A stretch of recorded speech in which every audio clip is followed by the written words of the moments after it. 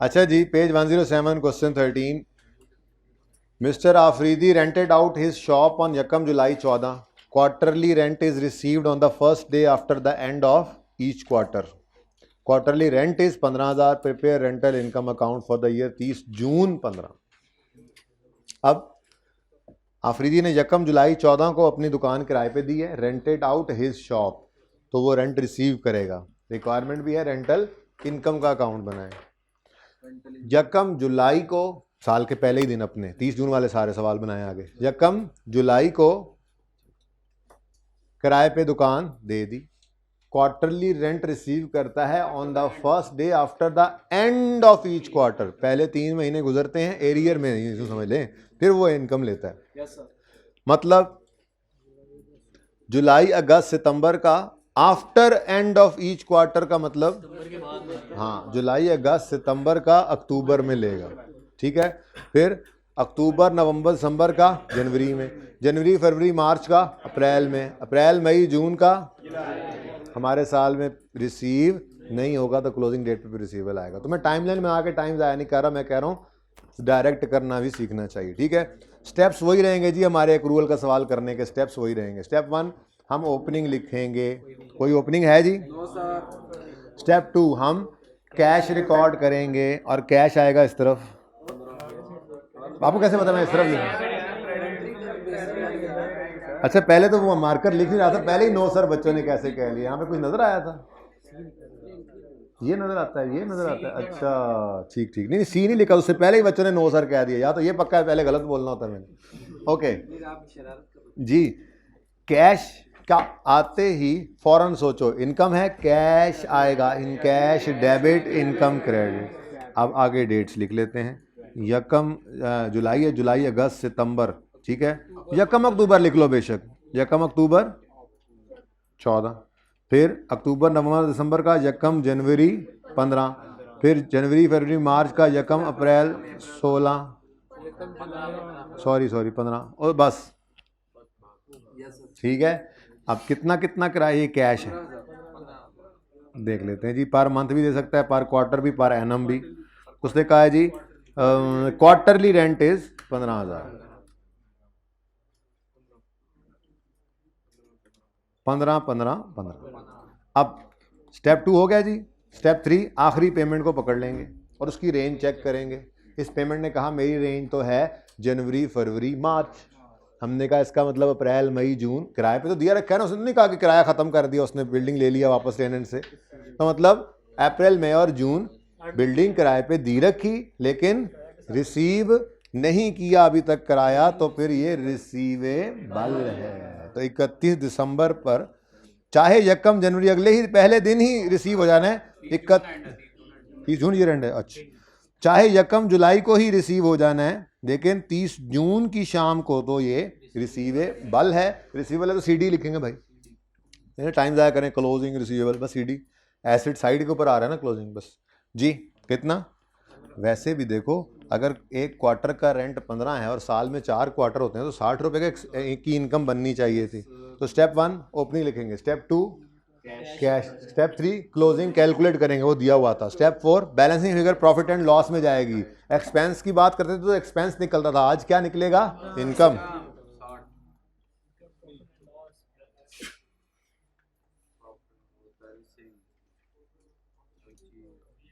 कितना? Profit and loss के अंदर रेंटल इनकम, ठीक है जी। और बैलेंस शीट में करंट लायबिलिटी या एसेट?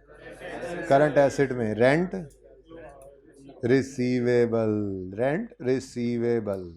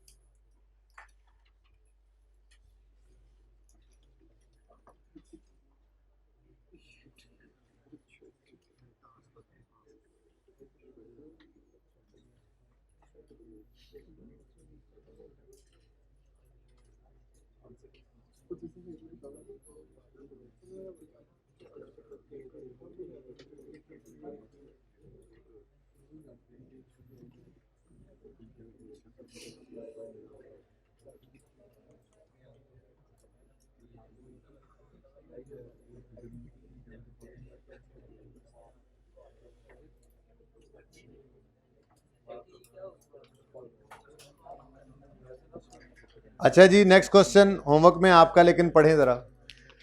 फखर जमान, असल में ये दूसरी पीएसएल चल रही थी गालिबन जब मैंने सवाल बनाए थे। नहीं नहीं, दूसरी अब तो काफी हो, अभी तो फॉर्म में है। मुझे शुरू से ही बड़ा पसंद था, हालांकि फखर जमान है।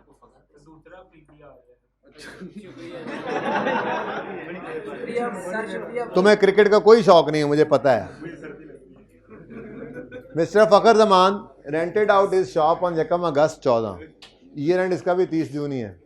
असल में ना ये 14-15 के अंदर ही वो जब चल रही थी पीएसएल, तो इन लोगों ने फिर घर शर किराए पे दिए हुए थे, उन जमाने की बात है।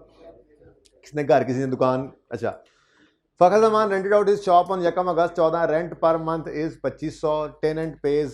ये वही जमाना है जब लाहौर को सपोर्ट करने वाले हर दफा की तरह खज्जली होते थे, ठीक है।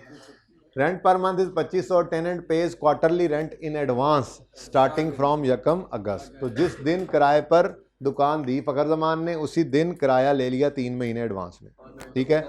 अब अगस्त, सितंबर, अक्टूबर का यकम अगस्त को, अक्टूबर, नवंबर, दिसंबर, जनवरी का यकम अक्टूबर को, नवंबर को, ठीक है, वहां पे लिखते हुए देख लेंगे, ठीक है। उसके बाद फरवरी, मार्च, अप्रैल का यकम फरवरी को, और मई, जून, जुलाई वाले का मसला है, रिसीव कर गए हैं, मई पे रिसीव किया, मई, जून और जुलाई का। अब इस सवाल में 1 महीना क्लोजिंग में हम पर लायबिलिटी बनेगा एडवांस, ठीक है। रेंट पर मंथ गिवन है, ध्यान से देख लो। रेंट पर मंथ है तो क्वार्टर का कितना बनेगा, ठीक है। तो लेजर जब बनाओगे तो ओपनिंग कोई नहीं है, कैश यहाँ पे 75, 75, 75, 75, ऐसे ही है। 25 नहीं है ना, 25 पर मंथ है ना, तो 75 नहीं, sorry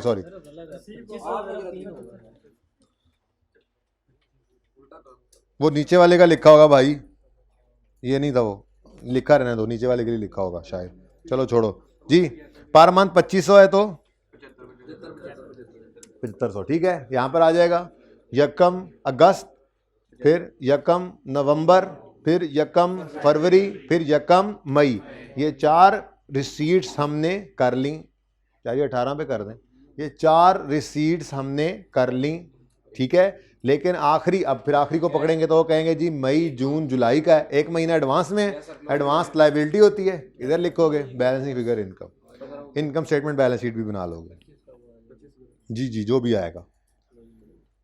mister Misbah rented out 3 offices in his plaza for a monthly rent of 25,000 each। ध्यान से पढ़ना है सवाल, बस ये देखना है। एक दुकान का किराया 25,000 है, तो फिर 3 दुकान या दफ्तर जो है इनका किराया बनेगा 75,000, ये इसके लिए लिखा हुआ था असल में, ठीक है। 75,000 है 3 दुकानों का 1 महीने का, ठीक है। तो क्वार्टरली कितना बना, 225। ये बात समझ आ रही है, ये यूं लिखना चाहिए था मुझे, असल में तो यूं लिखना चाहिए था, 25 × 3 ठीक है। ये जी एक दुकान का किराया क्वार्टर का, और फिर 3 दुकानों का, ऐसे कह लें, या ये 3 दुकानों का और ये फिर पूरे क्वार्टर का, जैसे भी कह लें, ठीक है। 225। आगे यकम मार्च 15 पे, दिसंबर वाला साल आ गया, यकम मार्च 15 पे मिसबा ने ये दुकानें किराए पर, दफ्तर किराए पर दे दिए। He receives quarterly rent in advance starting from 2 मार्च। 2 मार्च है, यकम एक ही बात है, कोई मसला नहीं, ठीक है। तो 2 मार्च को 225 रिसीव करेगा, मार्च, अप्रैल और मई के, फिर 2 जून को, जून, जुलाई, अगस्त के, फिर 2 सितंबर को, सितंबर, अक्टूबर, नवंबर के, फिर 2 दिसंबर को, दिसंबर, जनवरी, फरवरी। तो 2 महीने यहाँ से एडवांस निकलेंगे, ठीक है। टाइम लाइन नहीं बना रहा, टाइम बचा रहा हूं आप लोगों को, okay. Trial balance extracts of Abdul Razzaq are as follows. Loan to employees, loan दिया है, ये लोन एसेट होगा फिर, ठीक है। जब लोन लेते हैं तो हम पे लायबिलिटी होती है, वापस करना होता है, तो वो क्रेडिट साइड पे ट्रायल के नज़र आता है। और अगर आपने लोन किसी को दिया हुआ है, एडवांस दिया हुआ है, तो वो आपके पास एसेट है, डेबिट साइड पे ट्रायल में नज़र आएगा, ये देख लो, ठीक है। इंटरेस्ट रेट 12% है, नहीं लिखा हुआ पर एनम, पर एनम ही है, अज्यूम क्या करना है पर एनम, ठीक है जी। ऑन यकम फरवरी 15, डेट भी आ गई। अब 11 महीने का एक्सपेंस बनता है। नीचे कहता है interest on loan to employees, ये 50,000 आ रहा है। अब ये इंटरेस्ट रिसीव कर रहे हैं, इनकम की बात हो रही है, तो ये इनकम है या रिसीट है? इनकम है या रिसीट है? देखो ट्रायल में तो रिसीट की कैश की फिगर ही आती है, मैं यूँ कह रहा हूँ ये कैश है या इनकम है? ट्रायल में तो कैश की फिगर ही होती है भाई, वहाँ पेड था, यहाँ रिसीव्ड है, ठीक है। आप कहोगे नहीं सर, असल में ना आपने पहला जो केस बनाया था ना, उसमें आपने कहा था ट्रायल में लिखा हुआ है एडजस्टमेंट कोई नहीं है, तो यही एक्सपेंस है, यही पेड है। ये मामला ना लोन का थोड़ा नाजुक होता है। अगर आपने लोन के अंदर प्रिंसिपल अमाउंट देखी है, इंटरेस्ट रेट देखा है, डेट देखी है, तो आप एक्सपेंस कैलकुलेट करके चेक कर लें। अगर तो एक्सपेंस इतना ही बना तो फिर ठीक है, यही पेड है, यही एक्सपेंस है। अगर ज़्यादा हुआ तो पेबल निकलेगा, प्रीपेड नहीं निकल सकेगा एक्सपेंस, और ना इधर एडवांस में इंटरेस्ट इनकम, ये नहीं हो सकते। इंटरेस्ट एडवांस में नहीं ना होता, हमेशा एरियर में होता है। तो पे करने वाले का पेबल निकला करेगा, रिसीव करने वाले का रिसीवेबल निकल सकता है। पे करने वाले का प्रीपेड नहीं निकला करता, रिसीव करने वाले का एडवांस नहीं निकलता इंटरेस्ट के केस में, ठीक है ना। अब हम उसी तरह से अपना लेजर बनाएंगे, ठीक है। ओपनिंग कोई नहीं है, फिर कैश की फिगर ट्रायल से कहेंगे जी कैश पड़ा हो, वहां से उठा लेंगे, ठीक है।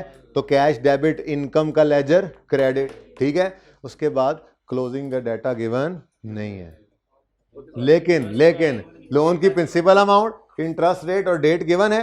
तो आज इनकम की फिगर जैसे कल निकाली थी एक्सपेंस की, आज इनकम की फिगर पहले निकाल लेंगे, ठीक है। जब इनकम की फिगर पहले निकालनी है, जरा चेक करें तो 1250 इंटू 12% इंटू 11/12 करें जरा, 137.5 बनता था, बनती थी इनकम 137.5, तो अभी तक रिसीव कितनी हुई है? 50, तो बाकी क्या आ जाएगा? रिसीवेबल बन जाएगा।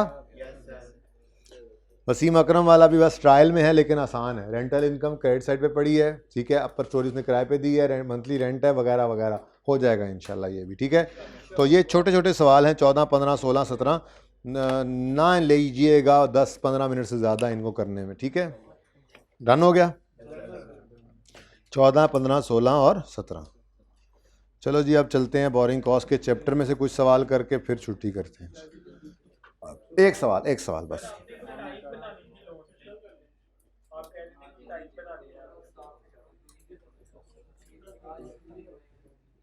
लोन की टाइप,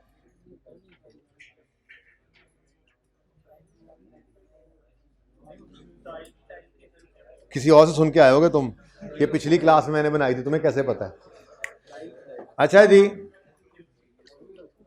पूरी दुनिया के अंदर नॉर्मली इससे हटके भी हो सकता है, नॉर्मली 2 तरह के लोन अरेंजमेंट्स चला करते हैं, ठीक है। लोन देने वाले ने लोन दे दिया, मैं अब लोन पेबल की बात कर रहा हूँ वापस, ठीक है। इनकम इज ओवर, इनकम बस साइड पे कर लो, इनकम की अच्छी प्रैक्टिस कर लेना। अब अच्छी प्रैक्टिस, थोड़ी सी प्रैक्टिस कैश फ्लो में भी होगी ज़रूर, यानी अगर आपने कैश फ्लो के 10 सवाल किए, उनमें से अगर 10 दफ़ा हमें एक्सपेंस का लेजर बनाना पड़ा, तो शायद 1 या 2 दफ़ा इनकम का भी बनाना पड़ेगा। लेकिन एनपीओ के टॉपिक में जाके इनकम ज़रूर होगी। सब्सक्रिप्शन इनकम सबसे मुश्किल टेक्निकल एडजस्टमेंट ही सब्सक्रिप्शन की होती है, इनकम की, ठीक है। अच्छा, अब वापस आ जाते हैं लोन पेबल पे। लोन लिया करेंगे, बोरिंग कॉस्ट के टॉपिक में भी हमने ना कंस्ट्रक्शन करनी है या इंस्टॉलेशन करनी है, एसेट को तैयार करने के लिए बैंक से लोन लेना है, तो फिर लोन लेना है, लोन पेबल है, उसी की बात अब शुरू कर रहे हैं दोबारा, ठीक है ना। अब 2 तरह की लोन अरेंजमेंट्स होती हैं दुनिया में।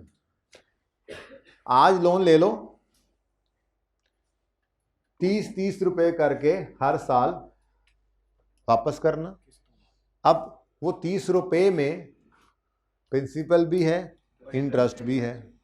कभी ऐसा कर देता है, कभी यूं भी करता है, बता दे अलग से कि जी इसमें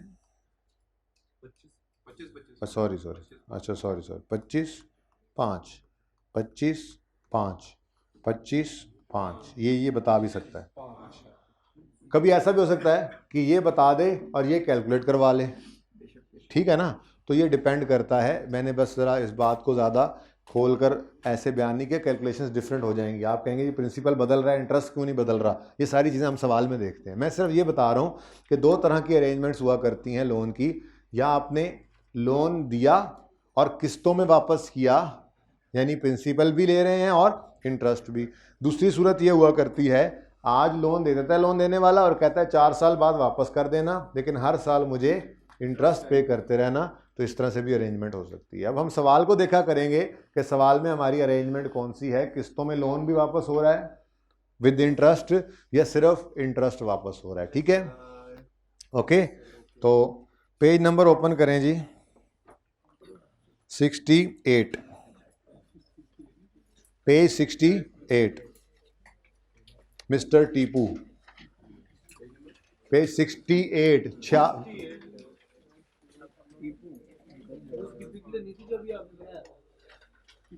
कोई जरूरत नहीं है, लेनी है तो ले लें। 5 पे ना बहस करें, इसलिए लेनी है तो पिक्चर ले लें, वो मैं हटा देता। 5 पे बहस बन सकती थी ना, इसलिए मैंने हटा दिया कि प्रिंसिपल बदल रहा है तो इंटरेस्ट क्यों नहीं बदल रहा। तो मैंने सिंपल सी बस एग्जांपल समझानी थी, इसलिए ऐसे बोला था, इसलिए मैंने मिटा दिया। बाकी ये अरेंजमेंट्स हो सकते हैं।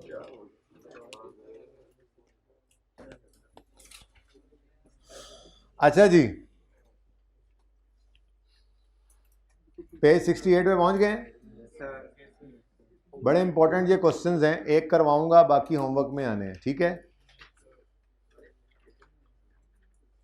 बाकी ये 23, 24, 25 होमवर्क में, ठीक है। लेकिन ये इंपॉर्टेंट बहुत ज़्यादा है, क्योंकि आई कैप के सवालों में जब हम जाएंगे तो यही काम हमने कर रहे होना है, ठीक है। बैलेंस शीट बनानी है तो लोन प्रेजेंट करना है, फिर सारा कुछ इंटरेस्ट है, पेएबल है, पेएबल नहीं है, एक्सपेंस है, सारा कुछ देखना पड़ेगा हमें, ठीक है। अच्छा, मिस्टर टीपू ऑब्टेन्ड अ लोन। अभी बोरिंग कॉस्ट का टॉपिक, नाम बोरिंग कॉस्ट आया ही कोई नहीं है, उसमें जो यूज होना है ना इस एक्रूअल ने, फिलहाल सिर्फ उसकी बात कर रहे हैं। बोरिंग कॉस्ट इंशाल्लाह कल आते ही हम बात उसी पे करेंगे। क्वालिफाइंग एसेट होता है, क्या होता है, फिर उसके अंदर क्या इंटरेस्ट, लोन लेते हैं इस पर इंटरेस्ट पे करते हैं, वो एसेट ही कॉस्ट का पार्ट बनता है जो आज तक कभी नहीं हुआ था। इंशाल्लाह नई चीज़ है, कल पढ़ेंगे, ओके। मिस्टर टीपू, मजदूरों ने आज छुट्टी भी की हुई है ना, कुछ मजदूर भी आ जाएंगे, को 5-7%, 10% बच्चे एबसेंट हैं आज भी। कितने बच्चे ऐसे जिनका लॉ का रिजल्ट आया आज, पास हो गए हैं? हाथ खड़ा करें, पास हो गए हैं। देखा, ये सीरियस बच्चे ऐसे होते हैं, ये रिजल्ट के बावजूद क्लास लेने आए हुए थे। ये होता है पैशन है उनको। मैं FAR 2 वालों को छुट्टी दी, हालांकि उनको क्या जरूरत है छुट्टी करने की, आ जाते हैं। अच्छा, उनका रिजल्ट था ना आज, आपको भी अगली बार एक छुट्टी दे देंगे। Tipu obtain loan amounting to 90 million from HBL on यकम जनवरी 15। FAR 2 का I think gold medal FAR 2 में आया है, गोल्ड मेडल है, और टैक्स में आई थिंक सर्टिफिकेट है, पता नहीं अभी। हाँ, अभी अभी अभी अभी अभी अभी अभी मैसेज देख, पहुँच जाओ जाके जी। बेटा 1 मिनट 90 मिलियन का लोन लिया है, प्लीज पढ़ा लें तो मुझे, मैंने भी जाना है ना यार, थोड़ा 10 मिनट और पढ़ लो बस जी, मैंने भी तो जाना है ना। Mister Tipu obtained a loan amounting to 90 million from HBL on Yakam January 15. It carries markup at 12% per annum. The loan is repayable in semi-annual installments of 10 million each, starting from 30 June 15 along with interest. अब ये जरा ध्यान से देखो, ये 10 है, इसके अलावा वो कह रहे हैं इंटरेस्ट भी है, इसमें शामिल नहीं है इंटरेस्ट। ये नहीं है कि 10 में इंटरेस्ट भी है और प्रिंसिपल भी है, वरना तो लोन अमोर्टाइजेशन स्केड्यूल बनाना पड़ जाए आपको, ठीक है, तो वो बड़ा मसला हो जाता है। चलो, अब रिक्वायरमेंट है कैलकुलेट इंटरेस्ट एक्सपेंस, आपको मौका देता हूं।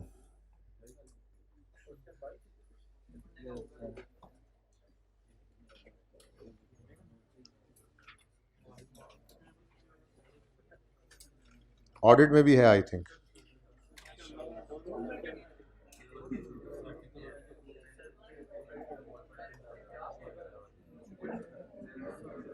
अच्छा, आप सवाल करो।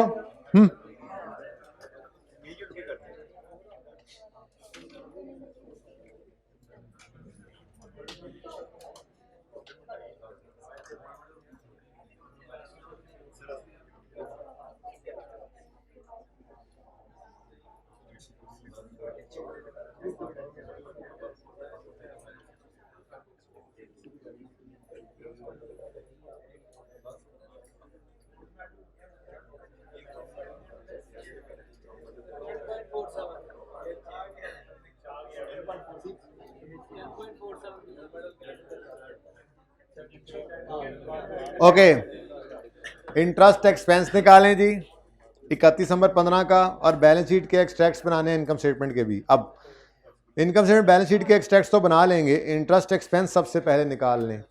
लोन लिया था 90 मिलियन का, यकम जनवरी 15 पे, ईयर एंड क्या है 31 दिसंबर 15, 30 जून 15 पे 10 मिलियन की प्रिंसिपल अमाउंट रीपे हो गई।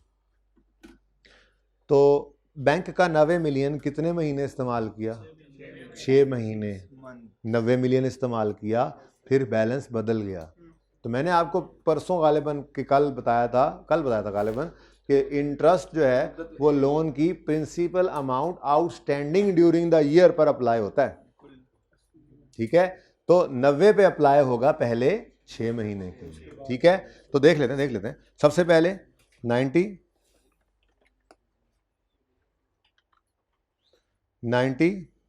मिलियन का लोन था, इंटरेस्ट रेट 12% था। ये इंटरेस्ट रेट पूरे साल का गिवन है ना, एनुअल है, पूरे साल का इंटरेस्ट 90 पे नहीं निकाल लेना। 90 रुपए तो बैंक का पूरा साल इन्होंने इस्तेमाल ही नहीं किया, 90 तो इस्तेमाल किया सिर्फ 6 महीने, तो इंटू 6/12 जी 5.4। उसके बाद 30 जून 15 पर 10 मिलियन पे हो गया, तो क्या आउटस्टैंडिंग रह गया? 80। अब ये 80 आउटस्टैंडिंग रहा पूरे 6 महीने मजीद, और फिर 31 दिसंबर की शाम को ये चेंज हो रहा है, ठीक है ना। तो फिर अगले 6 महीने 80 आउटस्टैंडिंग रहा इंटू, नहीं करेंगे हम, क्या कुछ करोगे इस तरह से जी? बिल्कुल वैसे कर सकने में तो कोई हर्ज नहीं।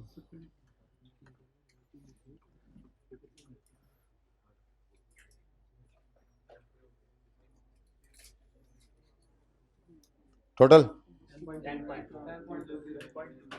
10.2 का एक्सपेंस प्रॉफिट एंड लॉस में चला जाएगा, इंटरेस्ट एक्सपेंस डन हो गया। अब देखो इंटरेस्ट भी पे हो रहा है साथ साथ, यानी ये इंटरेस्ट ये जनवरी से जून तक है, ठीक है, और ये जून की शाम को पे भी हो गया, क्योंकि वो कह रहा था स्टार्टिंग फ्रॉम 30 जून किस्त भी पे करते हैं साथ में इंटरेस्ट भी। और ये जुलाई से दिसंबर। तो मुझे ये बताएं, ये एंड 31 दिसंबर है, मुझे ये बताएं क्या कोई इंटरेस्ट 31 दिसंबर 15 पे पेएबल नजर आएगा बैलेंस शीट में? 31 दिसंबर 15 पर कोई इंटरेस्ट पेएबल नजर आएगा बैलेंस शीट में? सोच के बताओ। नहीं सर। जनवरी से जून तक का इंटरेस्ट 30 जून की शाम को पे हो गया अलॉन्ग विद 10 रुपए की किस्त। जुलाई से दिसंबर तक का इंटरेस्ट 31 दिसंबर 15 की शाम को पे हो गया अलॉन्ग विद इंटरेस्ट। नहीं, वो एडवांस तो नहीं करना, मैं तो ये कह रहा हूँ ये 6 महीने जो बनते हैं यकम जुलाई से 31 दिसंबर तक, जो 80 मिलियन आउटस्टैंडिंग रहा उस पर जो इंटरेस्ट निकला है ये 4.8 का, क्या ये इंटरेस्ट 31/15 की शाम को पे हो नहीं गया? तो क्या कोई इंटरेस्ट पेएबल नजर आएगा? क्या कंफ्यूजन है बोलो, कुछ तो है। हाँ नहीं, लोन को नहीं, मैं बात लोन की तो मैं बात ये भी नहीं कर रहा भाई, लोन की तरफ मत जाओ, मैं इंटरेस्ट की बात कर रहा हूँ फिलहाल। इंटरेस्ट 6 महीने पहले 6 महीने का इंटरेस्ट 6ठे महीने के आखिरी दिन पे हो गया, अगले 6 महीनों का इंटरेस्ट हो गया 31 दिसंबर की शाम को पे हो गया, तो ये कोई पेएबल है? ये पेएबल है, ये इंटरेस्ट पेएबल नहीं है। अच्छा ऐसा हो सकता है जो कि आपके घर में होगा होमवर्क वाले सवाल में, यूं भी हो सकता था, वो कहता है यकम जनवरी 15 को टीपू ने लोन लिया है, 6 महीने बाद किस्तें पे होनी है स्टार्टिंग फ्रॉम यकम जुलाई। अब क्या होता, यकम जनवरी से 30 जून का किराया यकम जुलाई को पे होता, यकम जुलाई से 31 दिसंबर तक का किराया यकम जनवरी को पे होना था, तो फिर ये क्या आ जाता पे। मैं ये समझाना चाह रहा था आपको, ठीक है, ये बात समझ आई। अब चलें, ये तो हो गया इंटरेस्ट। अगर सवाल में हमारे साल के एंड पे जितना ये इंटरेस्ट था ये पे होगा, तो फिर बैलेंस शीट में कोई इंटरेस्ट पेएबल नजर नहीं आएगा, और तो कुछ नहीं आएगा बैलेंस शीट में। सर ये लोन खुद भी तो आना है, लायबिलिटी भी तो आएगी। अब 90 रुपए का लोन लिया था, 10 पे हुआ, फिर ईयर एंड पे 10 पे हो गया, तो बाकी कितना रह गया? तो ये तो है हमारा long term loan. Long term ही है ना? लॉन्ग टर्म लोन कितना आ गया? 70। सही है? सही नहीं है? क्यों सही नहीं है? ये 70 की लायबिलिटी बिल्कुल हम पे है, लेकिन जरा गौर फरमाएं प्लीज प्लीज प्लीज। हर जून और दिसंबर पे 10-10 रुपए पे होने हैं। 31 दिसंबर 15 पे खड़े होकर 70 रुपए की लायबिलिटी हमारे ऊपर नजर आ रही है हमें, जिसमें से 31 दिसंबर 16 तक 2 किस्तें पे हो जाएंगी, फिर 31 दिसंबर 17 तक 2, फिर 18 तक 2 एंड 19 एंड सो ऑन, जब तक पूरा ना हो जाए। ठीक है? तो 31 दिसंबर 15 पे खड़े होकर 31 दिसंबर 16 तक का अरसा जो अगला एक साल है वो करंट है। तो अगले उस एक साल के अंदर 2 किस्तें पे होनी है 10-10 की। तो इस 70 में से 20 नॉन करंट है ही नहीं, वो करंट है। तो सारा 70 ना नॉन करंट है, ना ही सारा 70 करंट है। इसके तो कुछ हिस्से करने पड़ेंगे। ठीक है? वैसे समझा देता हूं आपको, इधर से जरा देखो। हमने यहां पर यकम नहीं 30 जून था, 30 जून था बेटा, यकम जुलाई नहीं, 30 जून पर एक किस्त पे करनी है, फिर 31 दिसंबर पर एक किस्त पे करनी है, फिर 30 जून पर एक किस्त और पे करनी है, फिर 31 दिसंबर पर किस्त पे करनी है, फिर 30 जून पर, 31 दिसंबर पर एंड सो ऑन, जब तक पूरा ना हो जाए। ठीक है? अब आप खड़े हुए हैं यहां पर, ये आपकी बैलेंस शीट बन रही है। ठीक है? आपने लोन लिया था 90 रुपए का, ठीक है? 10 और 10 इसी साल में पे हो गया, तो रह गया 70 का। ये 70 आपके ऊपर लायबिलिटी है। ठीक है? लेकिन यहां पे खड़े होकर आप एक ऐनक लगाओगे जिसकी नजर जो है वो साल तक जाती है। वो ऐनक देखेगी कि आप यहां खड़े होकर 31 दिसंबर 15 पे खड़े होकर करंट पोर्शन कहलाता है 31 दिसंबर 16 तक का अरसा। तो यहां खड़े होकर आपकी नजर पड़ेगी तो आप देखोगे ये 10 और ये 10 अगले एक साल में पे हो जाना है, तो ये हमारी करंट लायबिलिटी है। तो आप यहां पे आओगे बैलेंस शीट में, यहां पे आकर लिखोगे current portion of long term loan. क्या लिखोगे जी? करंट पोर्शन, करंट मेच्योरिटी भी लोग कहते हैं इसको, current portion of long term loan. ठीक है? ये कितना है जी? 20। अगर current portion of long term loan 20 है, तो फिर बाकी 70 में से 20 माइनस करें तो क्या बच गया? ये इंट्रो वाली एडजस्टमेंट है, वैसे आपने की हुई होगी वैसे फाइनल। तो देखो इधर देखो, कोई ये ना समझ लेना कि हमने 70 की लायबिलिटी नहीं रखी, उसको 50 कर दिया है। खुदारा बैलेंस शीट में देखो लायबिलिटी पूरी 70 ही है, सिर्फ प्रेजेंटेशन उसकी ऐसे की है कि करंट नॉन करंट की बाइफर्केशन हो गई है। अब हम सही से बता रहे हैं कि ये 20 अगले एक साल में लायबिलिटी हमने उतारनी है और ये उससे भी बाद में। आसान क्या है? एक मिनट, आसान क्या है? एक मिनट रुको फोटोग्राफर, आसान क्या है? यहां खड़े होकर ये अगला एक साल देखना आसान है, या यहां खड़े होकर इसको छोड़कर ये सारे साल देखने आसान है? पता नहीं कहां तक जाए। 50 साल वाला लोन है तो 50 साल को बैठ के देखोगे, गिनती करोगे। आसान काम क्या है? टोटल लायबिलिटी जो पड़ी है इसमें से सिर्फ करंट पहले निकाल लो। आसान है 12 महीने अगले देखना, वो करंट जो है टोटल में से माइनस करो, बाकी क्या आ जाएगा? Non current. सर एक बात दोबारा बताइएगा। कौन सी? सर ये एडवांस के जो आपने ऊपर बताया था कि लोन क्लोजिंग पेबल्स को आ सकता है इंटरेस्ट का, जो जी अगले सवाल नहीं, वो मैंने ये कहा, वो छोड़ो उसको, यहां पर बात करूं तो एक्सपेंस वैसे प्रीपेड भी होता है, पेएबल भी होता है। मैंने कहा था इंटरेस्ट का जो है ना, वो दुनिया के अंदर प्रीपेड वाला चक्कर कोई नहीं होता, इंटरेस्ट पेएबल ही होता है। तो ये एक्सपेंस, जिसने लोन लिया उसका इंटरेस्ट पेएबल होता है, तो जिसने लोन दिया होता है उसका इंटरेस्ट रिसीवेबल होता है। इसका प्रीपेड नहीं हो सकता तो उसका अनअर्न्ड नहीं ना हो सकता, इतनी सी बात की थी। इंटरेस्ट कोई नहीं एडवांस में पे करता। ठीक है? अच्छा, अब इससे अगला जो सवाल है वो आपको होमवर्क में, अगले सवाल 3 है गालिबन, तीनों होमवर्क में है, लेकिन खूब इनकी प्रैक्टिस ऐसे करके आनी है, एक्सपेंस भी निकालना है। और अच्छा, अब इसमें होगा क्या?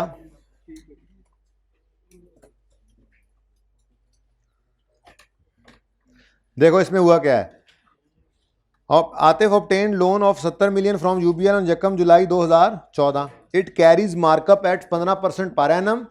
The loan is repayable in semi-annual installments of 5 million each. Starting from Yakam January 15. अच्छा, 31 दिसंबर वाला ईयर एंड है, ठीक है, और यकम जुलाई 14 को लोन लिया है, यकम जुलाई 14 को, 31 दिसंबर 14 आया, कोई किस्त पे नहीं हुई, यकम जनवरी 15 आया, एक किस्त पे हो गई, फिर यकम जुलाई 15 आएगा, फिर एक किस्त और पे होगी, और 31 दिसंबर 15 तक जाना है। डेट्स को देखना है, बड़े ध्यान से करके इसको करना है। फ़र्क सिर्फ ये है कि यकम वाला मामला हो गया है, यानी कि आपका जो क्लोजिंग डेट पर इंटरेस्ट होगा वो भी आपका पेबल आ रहा होगा, आखिरी वाला, ध्यान से देखना। तैमूर वाले सवाल में लोन जो है वो क्वार्टरली इंस्टॉलमेंट में पे हो रहा है, बात बस बढ़ती जा रही है, एनुअल से सेमी एनुअल में क्वार्टर होगा, ठीक है। मिस्टर चूहे वाला सवाल जो है ये वैसे इतना मुश्किल नहीं है, ठीक है, बस एक तो मंथली इंस्टॉलमेंट्स आ गई हैं, दूसरा इंटरेस्ट जो है ना वो कहता है 0.25 पर 1000 पर डे, मतलब ये निकाल लेना, ये मैथमेटिक्स है, नहीं तो सोल्यूशन से देख लेना, मैं कल करवा दूंगा। वैसे ये जरा अजीब सी तरीके से उसने इंटरेस्ट रेट दे दिया है, 0.25 पर 1000, 0.25 पर 1000 पर डे है, इसको पर मंथ करना है तो 30 से, पर ईयर करना है तो 365 से मल्टीप्लाई कर सकते हो। ट्राई करना, ठीक है। तो ये आपका होमवर्क है, उधर इनकम वाले सवाल और यहाँ पे ये तीनों। जिंदगी रही तो कल होगी मुलाकात। अल्लाह हाफिज़।